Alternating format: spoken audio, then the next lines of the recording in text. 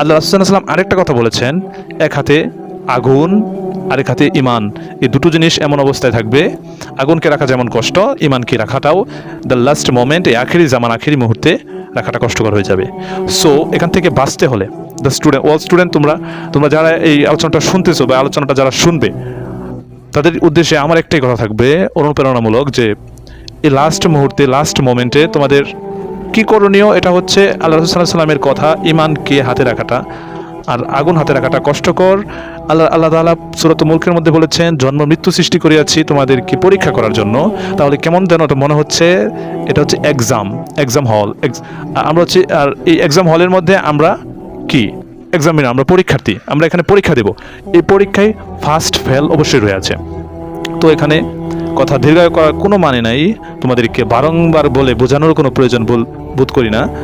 সময় খুবই কম, এই অল্প সময়ের মধ্যে আমি এটা বোঝাতে চাচ্ছি যে তোমরা দুনিয়াতে আসবা, দুনিয়া থেকে চলে গেলা, যে বলতেছে যে লাইসাকা মিসলি হাইওয়ান, তোমাদের জীবনটা যেন জন্তু জানোয়ারের মতো না হয়, তোমাদের জীবনটা যেন কাল ইনসান আহসান, তোমাদের সুন্দর থেকে সুন্দর মানুষের মতো যেন তোমাদের জীবনটা চলে, তোমার জীবনটা পরিচালনা করতে পারো। এজন্যই এই ইসলামিক স্কলারগুলো মাঠে ময়দানে, তারপরে দ্য সোশ্যাল মিডিয়ার মধ্যে, এগুলোর মধ্যে ইসলামের কথাগুলো, বাণীগুলো পৌঁছতে থাকে।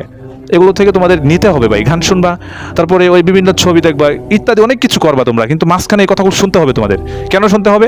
কারণ এজ এ হিউম্যান, তুমি একজন মানুষ, এই মানুষ হিসাবে এই আলোচনাটা তোমার শোনা কর্তব্যই। কারণ একটা গরু, একটা ছাগল, একটা হাইওয়ান এই আলোচনা শুনবে না, এই আলোচনা শুনবে একজন মানুষ। আর একজন মানুষ তার নৈতিকতার দিক থেকে আলোচনাটা, আমি মনে করি, সে যদি কোনো অবুঝ পানি না হয়ে থাকে, সে যদি কোনো প্রতিবন্ধী না হয়ে থাকে, পাগল না হয়ে থাকে, তাহলে এই ইসলামিক আলোচনাগুলো, তার ধর্মীয় আলোচনাটা তার শোনা দরকার। তুমি যাও, বিভিন্ন ধর্মে যাও, তারা দেখো তাদের জ্ঞান, তাদের ওই ধর্মের পাণ্ডিত্য তারা অর্জন করেছে। তুমি সেম আহলে হাদিস, বাংলাদেশের জামাতি দল, তারপরে ওই ইসলাম আহলে সুন্নাহ ওয়াল জামাত, তাদের কাছে যাও, প্রত্যেকের পাণ্ডিত্যগুলো তারা অর্জন করেছে। তুমি কাউকে বুঝে কাউকে এখান থেকে দূরে সরাতে পারবে না। বিকজ তুমি কেন চুপ থাকবা? তুমি আধুনিক শিক্ষা অর্জন করছো, তুমি জেনারেল স্টুডেন্ট, কেন ভাই? তোমার কি ইসলাম তোমার নাই? তুমি কি মুসলমান না? তোমার তো জানা থাকা দরকার ইসলাম সম্পর্কে। কোরআন হাদিসের আলোচনাগুলো যেখানে হয় সেখানে শোনো। সব কিছুর ভালো দিক আছে, খারাপ দিক আছে। ভালো দিক বিবেচনা করার ব্রেন মগজ আমাদের আছে, খারাপ দিক বিবেচনা করারও ব্রেন মগজ আমাদেরকে আল্লাহ তাআলা দিয়ে দিয়েছে। এখানে এটা পরীক্ষার হল। এই পরীক্ষার হলে আপনাকে আমাকে প্রশ্ন ফাঁস করে দেওয়া হয়েছে। প্রশ্ন ফাঁস বলতে পরীক্ষার পূর্বেই এগুলো আউট হয়ে গেছে। আবার এই প্রশ্নের উপরে যে পরীক্ষা হবে, এটাও আমাদের ব্রেন, আমাদের মগজ জানান দিচ্ছে। তো একজন সুস্থ মস্তিষ্কের লোক অবশ্যই এই বিষয়টা অবগত আছে যে আমাকে আগুনে ঝাঁপ দিলে আমার শরীর পুড়ে যেতে পারে, ঝলসে যেতে পারে। তেমন করে পানিতে ঝাঁপ দিলে, আমি বেশি পানি থাকলে, অতিরিক্ত পানি থাকলে, এই পানি আমার জন্য মরণের কাল হতে পারে।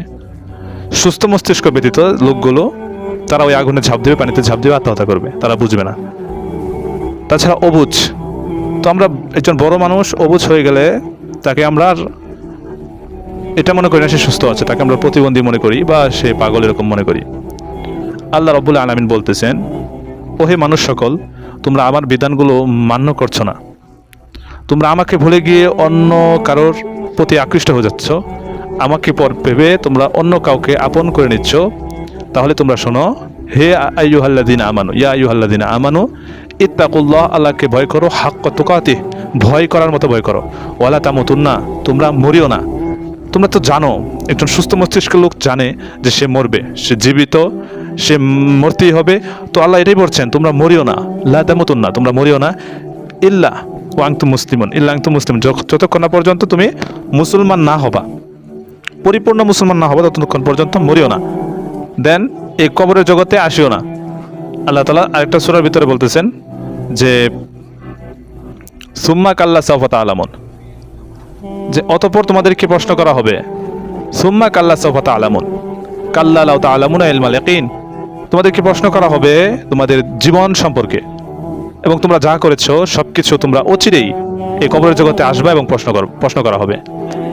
এই যে কথাগুলো, এই কথাগুলো আরেকটা জায়গায় আল্লাহ তাআলা সূরাতুল মুলকের মধ্যে বলতেছেন, আল্লাযী খালাকাল মাউতা ওয়াল হায়াতা, আমি জন্মকে এবং মৃত্যুকে সৃষ্টি করিয়াছি, লিআবলুয়াকুম, তোমাদেরকে পরীক্ষা করার জন্য, আইয়ুকুম আহসানু আমালা, যে আমল করছো এবং ওই আমলের উপরে তোমরা অটুট থেকে কাঙ্ক্ষিত জান্নাতটা নিয়ে নিবা। এই যে কথাগুলো, এগুলো ১৫০০ বছর পূর্বেই আল্লাহ রাসূল সাল্লাল্লাহু আলাইহি সাল্লামের মাধ্যমে এই গোটা উম্মতকে কিয়ামতের আগ পর্যন্ত আল্লাহ তাআলা জানানোর যে প্রসেস, এটা জারি করেছেন। এই প্রশ্নগুলো আউট হয়ে গেছে। তোমরা এখন এই প্রশ্নগুলো কাদের কাছ থেকে পাবা? এই প্রশ্নগুলো ইসলামিক স্কলারের কাছ থেকে তোমরা রীতিমতো শুনতে থাকো, কিন্তু কেন মানতে পারো না? বিকজ এটা হচ্ছে আখিরুজ্জামান, দ্য লাস্ট মোমেন্ট, শেষ মুহূর্তের একটা সময় এটা। তো এই কারণে আমি এটা মানতে পারি না, বিকজ আমার এটা মানা কষ্ট হয়ে যায়। কিন্তু আল্লাহ রাসূল সাল্লাল্লাহু আলাইহি ওয়াসাল্লাম আরেকটা কথা বলেছেন, এক হাতে আগুন, আরেক হাতে ইমান। এই দুটো জিনিস এমন অবস্থায় থাকবে, আগুনকে রাখা যেমন কষ্ট, ইমানকে রাখাটাও দ্য লাস্ট মোমেন্ট, এই আখেরি জামান, আখেরি মুহূর্তে রাখাটা কষ্টকর হয়ে যাবে।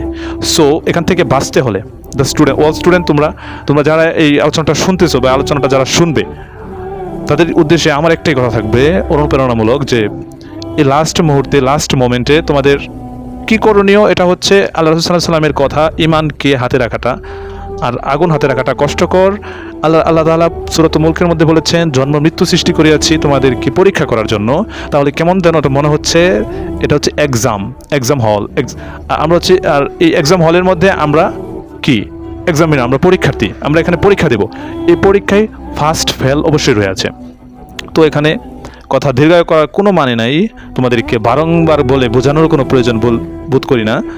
সময় খুবই কম, এই অল্প সময়ের মধ্যে আমি এটা বোঝাতে চাচ্ছি যে তোমরা দুনিয়াতে আসবা, দুনিয়া থেকে চলে গেলা, যে বলতেছে যে লাইসাকা মিসলি হাইওয়ান, তোমাদের জীবনটা যেন জন্তু জানোয়ারের মতো না হয়, তোমাদের জীবনটা যেন কাল ইনসান আহসান, তোমাদের সুন্দর থেকে সুন্দর মানুষের মতো যেন তোমাদের জীবনটা চলে, তোমার জীবনটা পরিচালনা করতে পারো। এজন্যই এই ইসলামিক স্কলারগুলো মাঠে ময়দানে, তারপরে দ্য সোশ্যাল মিডিয়ার মধ্যে, এগুলোর মধ্যে ইসলামের কথাগুলো, বাণীগুলো পৌঁছতে থাকে। এগুলো থেকে তোমাদের নিতে হবে ভাই, গান শুনবা, তারপরে ওই বিভিন্ন ছবি দেখবা, ইত্যাদি অনেক কিছু করবা তোমরা, কিন্তু মাঝখানে এই কথাগুলো শুনতে হবে তোমাদের। কেন শুনতে হবে?